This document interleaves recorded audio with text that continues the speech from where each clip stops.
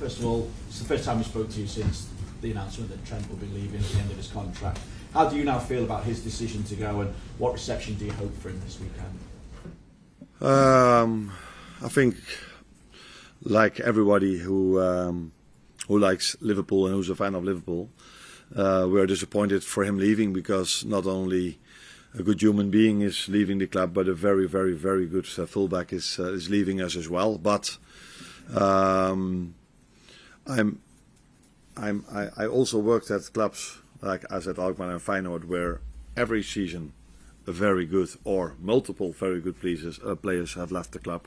So I'm a bit more used to it, maybe, that players leaving the club, and the experience I have, and by the way this club as well, that if a very good player is leaving, the next very good player will step up, and that's probably what's going to happen now again as well.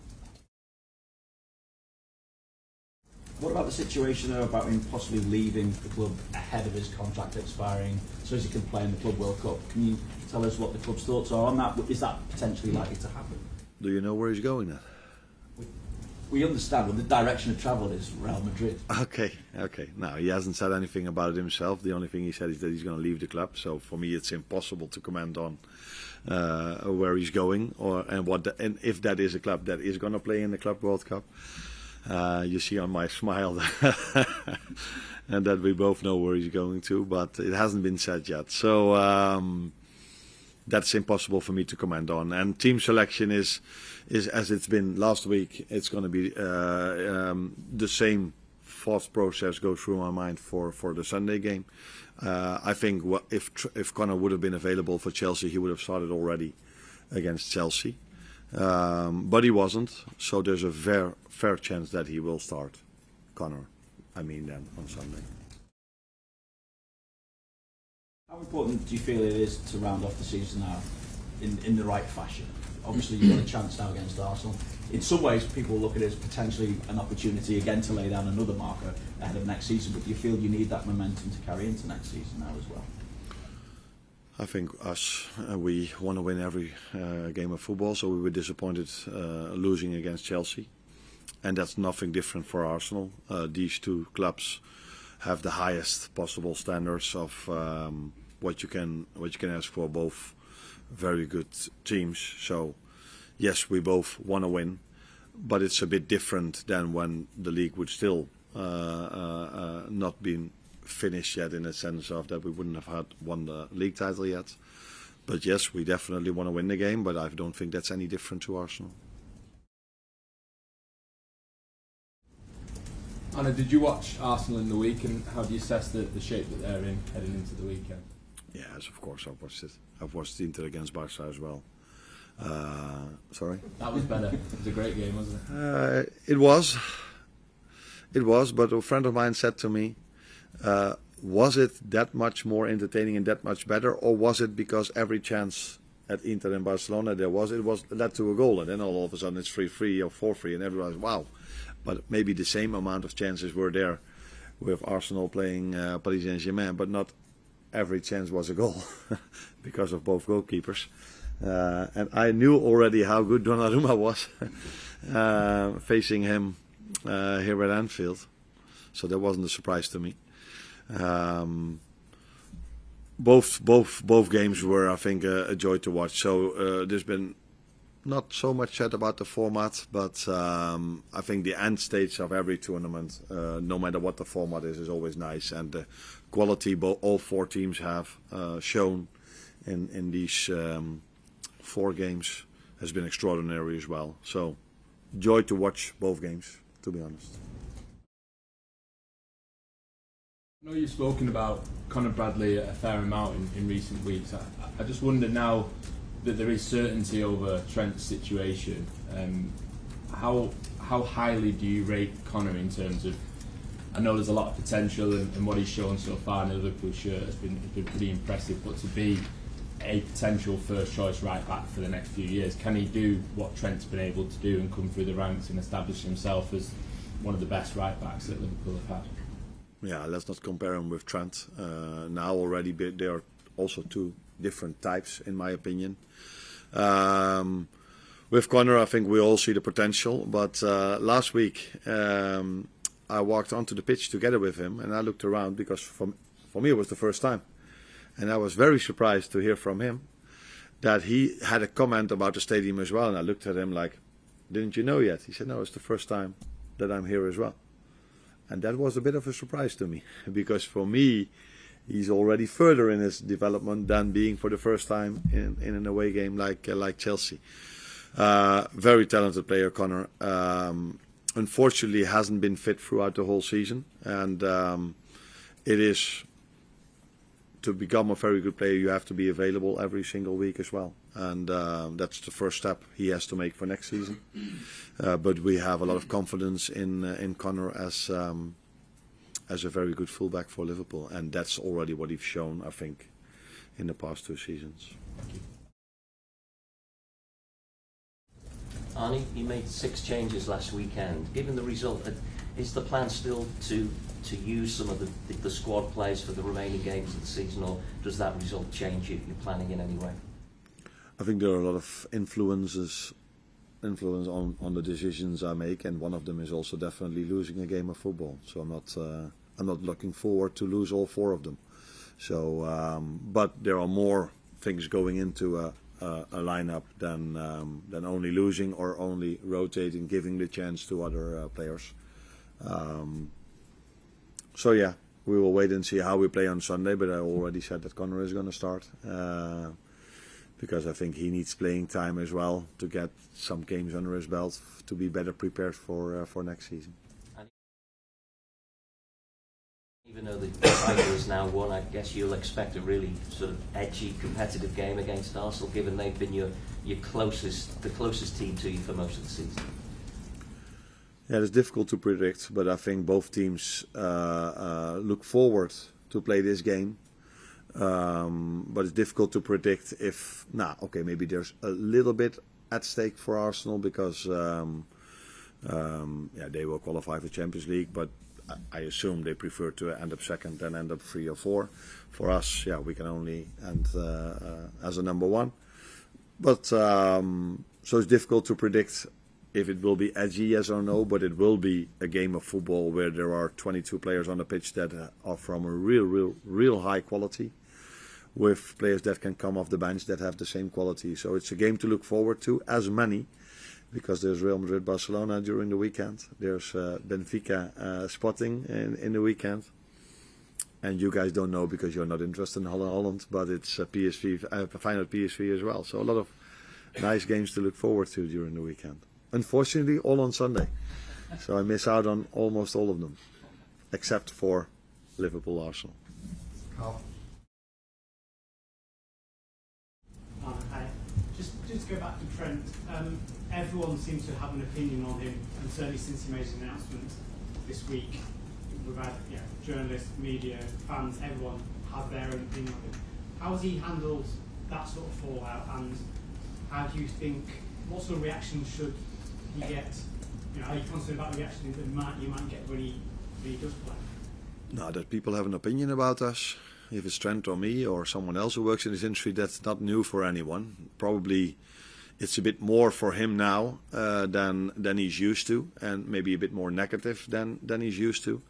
But I don't follow all of this. I'm not here to tell the fans how they should react. And I will see Trent in a bit, and the boys had a few days off as well, so I will wait and see how he feels about him announcing that he's going to leave the club. I did speak to him on WhatsApp, but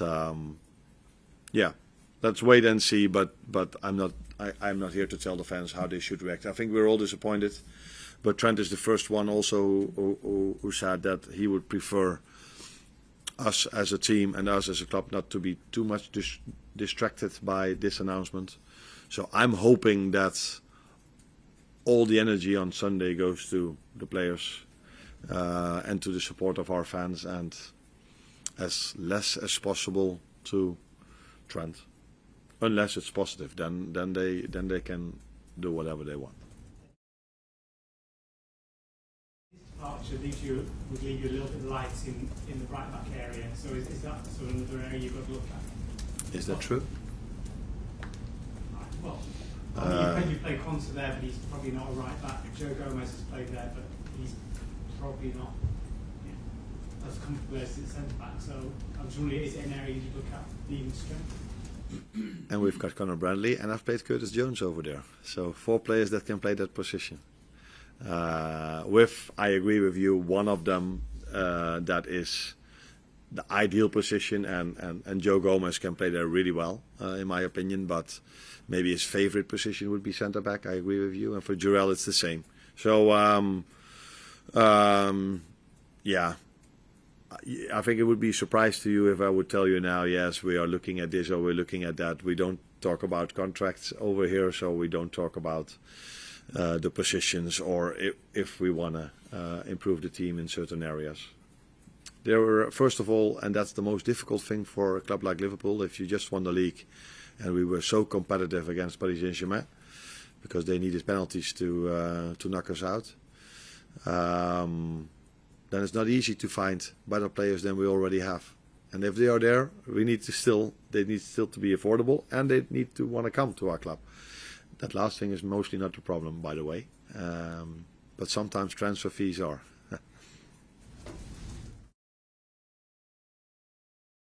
Hi Arne. Taking over from a successful manager isn't always easy. Can you talk about the approach you took to replacing Jürgen Klopp? And what do you think Liverpool did well to give you that platform to succeed? Now, first of all, what Liverpool did well and Jürgen did well is leave the team in a good place. So there was a lot of quality. And about myself is not emphasize too much on the fact that you replace someone who did so well. Because there are so much general opinions in football. So, for example, if it's a bit of trouble in the hierarchy of a club above you, so in sports directors or general managers or ownership, then it's impossible to play good football on the pitch. That has nothing to do with Liverpool, but that's what they said. That's what people always say, and I experienced that at Feyenoord, where there were a lot of problems above me, but it didn't lead to us not performing on the pitch. And it's the same like this. Then all of a sudden it's impossible because Arsene Wenger left and Sir Alex Ferguson left to do well afterwards. That is not something that always should happen. I don't believe in these things, let's put it that way. So if you have a good squad of players, and that's what we had, just start to work with them and try to get the best out of them. And I haven't thought that much about replacing Jürgen and that it was impossible at Arsenal or United multiple years ago. Life has changed, the world has changed, so you cannot compare these situations. But if I wouldn't have said it anymore, a new manager would have already sitting here because I was sacked. People would have said, yeah, it's impossible to replace. But now this probably changed. From now, if now, I don't know which manager has been at a club. If Pep is going to leave, maybe now in 1, 2 or 3 years, people will say, it is possible to do well after he's leaving. Hi Arne, I wanted to ask you a little bit more about Jarell. Sunday was only his second start of the season in the league at centre-back, and there's been a lot more focus post-match on the mistake he made for the penalty as opposed to a lot of the good work he did in that game. And it's not the first time this season that the mistake he's made has overshadowed some of the good work earlier in the game. Does that really illustrate how difficult and how rare it is for a young player to come through at centre-back at such a big club like Liverpool? No, I like it that you are mentioning that he played a good game, because I completely agree on that. He played a really good game. I think maybe the last step he has to make, and he already made that, but then on consistently level, is not to be involved in that moment, what happened in the last minute, because he has all the qualities, and he's already shown that to me, but I think also to you, to play for this club. But the biggest part of us winning the league is, of course, consistency, and that is the most difficult part for a younger player to get in his to get that as well. Some of them, like Lamine Yamal, it's not a really big problem for him to find consistency in it, but yeah, that is. But Jarell has done. I think he developed really well throughout the whole season, and the next step is for him not to be involved in a moment like this in the last minutes, which had no impact on the result. But it would have been nice for him if it wouldn't have happened, because then probably everyone would have been much more positive about his performance. But Jarell is fast, he's strong, he's comfortable on the ball, he has every ingredient a centre-back for this club should have. And now the last part should be consistency in his performances. Is that really hard as well? Because obviously the one thing he probably needs is the hardest thing to give him, which is consistent game time. Because obviously we've got Virgil, we've got Canate already at the club, and obviously you mentioned Joe Gomez when he gets back from fitness. He's going to be in the mix as well. Yeah, that's why it's so hard to play for Liverpool. For everyone, not only for a player that comes from the academy, but also the players we bring in. To play in this team, you need to be really, really, really good. And he is competitive to the other ones. But he was maybe a bit unlucky that the other ones stayed fit throughout the whole season. And they had so much consistency in their levels. And Jarell has had consistency as well. But one moment can change the perception of a game. But one moment can also lead to us losing or winning a game of football. One moment he had the ball at the post against Paris Saint-Germain, I think 10 minutes before the end. So these small details can make a big difference in a season, and that's why, to play at Liverpool, to play at Arsenal, to play at Paris Saint-Germain, you need to do so many things well at the highest level. But the moment you do so, he can play here for so many years to come.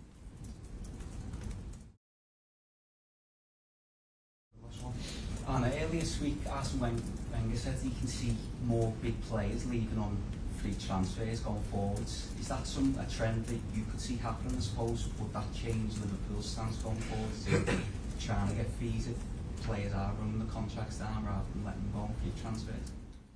You cannot deny that this happens a bit more than it did in the past. But it's not that it's like happens a lot. If my memory is correct, I think it happens mostly with a certain club that brings free agents in, and you don't see it that much at other big clubs yet. But I cannot predict the future, so I don't know what's going to happen. But it happened a few times now. But I also see a lot of players moving for big transfer fees in every single window of the last 3, 4 or 5 years. So could be a trend. Funny word, by the way. You understand it, Trent? Yeah, you're done laughing, so probably it's not funny. But let's wait and see if that's going to happen, yes or no. I don't know. I can't predict the future.